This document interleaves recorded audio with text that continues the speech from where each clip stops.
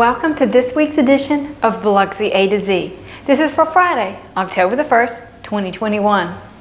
Well, we have been asking Biloxi residents to move any yard debris, such as tree limbs and bag leaves, to the curb in an effort called Operation Clean Sweep.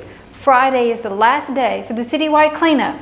Hundreds of piles have already been picked up. Thank you to everyone for doing your part to improve the look of Biloxi for residents and visitors. Speaking of visitors, there's about to be a lot more in Biloxi to partake in the 25th anniversary of Cruising the Coast. The annual coastwide car show begins on Sunday and will take place through the following Sunday, October the 10th. Here's some information on what motorists can expect. Joining me now is the Chief of Biloxi Police Department, John Miller. Thanks for joining me today. Thank you for having me. Well, we have a big event coming up, Cruising the Coast. Tell me about when the police department is going to start preparing and when the residents and visitors are going to start seeing things happening on the roads. Sure. Well, we've been preparing for the last month or so, trying to get some things together, get our manpower in order.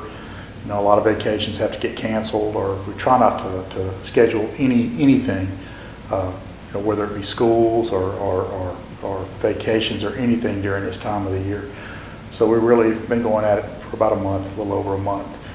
So you'll probably, you'll see cones and barricades. You'll probably see barricades go out Thursday, late afternoon, and then you'll see the cones. The cones will go out Thursday, really kind of almost Friday morning. Those will go out. We know that it's an inconvenience for a lot of people, but it's something we've learned over the years we have to do in order to keep traffic flowing and make sure that there's an emergency lane if we have to utilize it. We know we're going to have a record time this year. We were at over 8,000 registered. That's 700 and something over what the record is. So we're going to have a much bigger year than we've had ever. And it's going to be slow traffic. People can expect that. We just want people to be patient, take their time, and understand that we're trying to put a whole lot of people into a small area. There are other events this year up and down the coast, like there normally is, but there's a few extra events this year we hope will alleviate some of the traffic and kind of spread it out a little more out across the coast. Is what we're hoping for. So when can residents and visitors, when do you think they're going to start seeing more traffic on Highway 90? Well, I think you'll start seeing traffic pick up towards the end of the week this week. Mid to the end of the week, well, today's Wednesday, so probably you'll see traffic probably start picking up by tomorrow. You'll start seeing motorhomes and things being placed, along the route. There's a few out there now. Certainly by Monday of next week, you'll see a lot of changes and a lot of people that are preparing to stay for the week. So one thing I know that people call in a lot about is where they can park on Highway 90. So where can they park? Well, they can park anywhere that's designated for vehicles to park. Naturally, they can't park in the median. We have a fair amount of that every year. We also have some spectators that want to get into the median and so they can watch the vehicles. That's also not allowed. We want people to be safe, so that you just stay where there's designated parking areas. You'll see a lot of private lots, I think, this year that are going to open up probably for a fee. So there'll be plenty of parking. You just have to seek it out and don't take any chances to park somewhere you're not sure about. Another change, not really a change, but we've had quite a few calls on golf carts, the use of golf carts. Well, golf carts are prohibited on Highway 90 completely. That's under state statute. We've had some calls about folks wanting to use their golf cart during the block party. That's prohibited because it's pedestrian-only traffic other than emergency vehicles. Like, the fire department has a couple of golf carts type vehicles that they use for emergency personnel. For emergency personnel, like first aid kind of stuff. Those certainly will be able to be out there. The county may have some of those. We have a couple that also will be out there. But other than that, it's pedestrian foot traffic only. No golf carts allowed. What about parking bays? Will they close at a certain time every night? Yeah, the parking bays close at 10 o'clock every night. Unless there's an issue, we have to close it earlier. Can you tell us kind of what the process is of that traffic plan? Sure. So we drop the cones. People think when they see the cones go out that immediately it's going to one-way traffic, and it's not. One-lane traffic. It's absolutely not. We'll leave two lanes open, east and west, only if there's an emergency will we shut down a lane. The cones are there to allow us to be able to shut down a lane for emergency use only if we have to, right? And I know the cones are bothersome to some people, but there's an actual need for the cones. So don't think we're just putting them out, for the fun of it, because it's no fun for us. But it is a lot of work and it's time consuming. But we've learned that if we need to shut down a lane, if there's a fire, if there's any kind of a major emergency, we can do it quickly if the cones are out. If they're not out, it's really, we really can't get around it. Traffic is bumper to bumper without the cones being out there. Be patient, and remember, you're here to look at old cars. So no matter where you're at, you're going to see them. So if you get pushed all the way down to Lorraine Cowan Road, and you have to come back, you're going to see old cars, classic cars the whole time. So just relax, enjoy yourself, and realize that we're doing our best to keep the traffic moving without inconveniencing everybody too bad.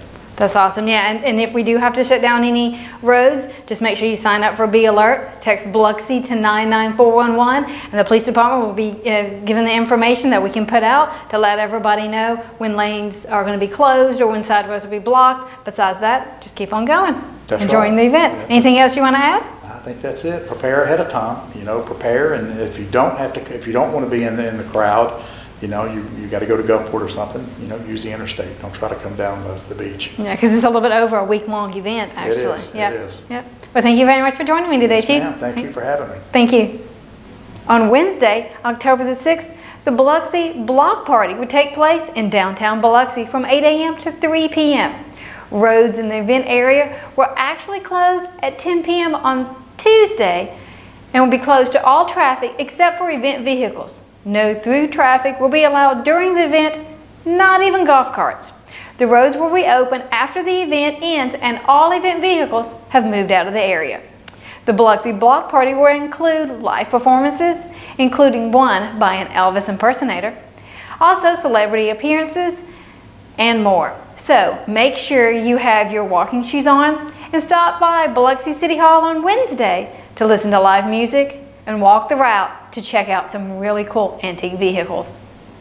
Earlier this week, the Biloxi City Council held a regular scheduled meeting followed by a workshop. The workshop was to discuss the proposed fireworks ordinance for selling and shooting of fireworks in the city limits. No action was taken. To see the meeting schedule, visit the city's website at biloxi.ms.us and click here. To see a replay of the City Council meetings, click here. Also this week, landscaping work was completed at the Biloxi Lighthouse. Check out the difference. It now has a cleaner look. Just south of the landmark, work is taking place at the Lighthouse Pier parking lot, where public parking will be increased from 78 parking spaces to 182 with 12 handicap spaces. A flagpole will also be added. The work is expected to be completed by the second week of November, which is around the time that the Fred Hayes statue is set to be complete. After the parking lot work is finished, the city will set a date for the dedication of the Fred Hayes statue. Now for the latest on the coronavirus. As of Thursday, September the 30th, the Health Department reports 1,100 new cases of the virus statewide. The state also reports 12 new deaths. In Harrison County, more than 500 new COVID-19 cases were reported on Thursday and 1 new death. Overall, more than 488,000 cases of the virus have been reported throughout the state since the pandemic began over 18 months ago. Statewide, 9,600 Mississippians have died from COVID-19. At the hospitals, we're continuing to see a downward trend, but people are still being hospitalized with the virus. As of Thursday, September the 28th, more than 550 people were in Mississippi hospitals with COVID-19. 135 of those were in intensive care units. As for Mississippi's low vaccination rate, as of Wednesday, September the 29th, 41% of the population was fully vaccinated. As for Harrison County, only 38% of the residents are reported as fully vaccinated, according to the Health Department. If you need one of the COVID-19 vaccinations, Memorial Hospital has a COVID-19 walk-in vaccine clinic located at 189 C Walmart Lane in Biloxi. The clinic is open weekdays from 7 a.m. to 5 p.m. Appointments are encouraged. For more information, visit online at wearememorial.com or call 228-867-5000. For more information about vaccinations and links to appointments, visit the city's website at biloxi.ms.us. You may also call the Mississippi COVID-19 hotline at 877-978-6453 to schedule a COVID-19 vaccination.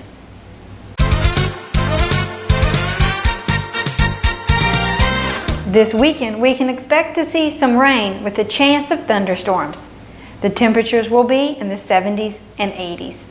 Friday night, Biloxi Main Street and the district will host First Friday from 4 to 9 p.m. in downtown Biloxi. There will be live music, food trucks, and vendors. For more information, visit Biloxi Main Street on Facebook. For a complete listing of Cruising the Coast happenings, visit online at cruisingthecoast.com.